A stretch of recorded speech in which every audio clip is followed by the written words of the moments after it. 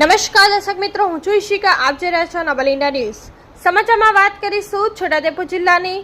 છોટાઉદેપુર જિલ્લાના Naswadi bar association દ્વારા નસવાડી મામલતદારને આવેદનપત્ર આપવામાં આવ્યું.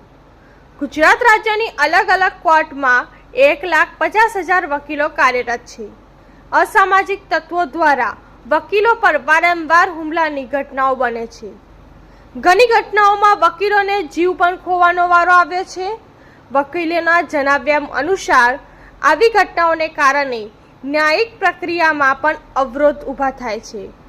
વકીલ મંડળોએ મુખ્યમંત્રીશ્રી, ન્યાયમંત્રીશ્રીને સંબોધીને આવેદનપત્રમાં માંગણી કરી છે કે વકીલોની સુરક્ષા સુનિશ્ચિત કરવામાં આવે.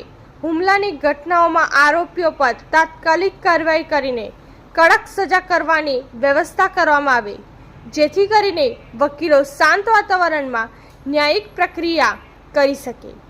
વકીલોની સુરક્ષા માટે કાયદાકીય પ્રક્રિયા કરીને તાત્કાલિક પગલાં લેવામાં આવે. નસવાડીથી નીતિન શાહનો રિપોર્ટ. ધન્યવાદ.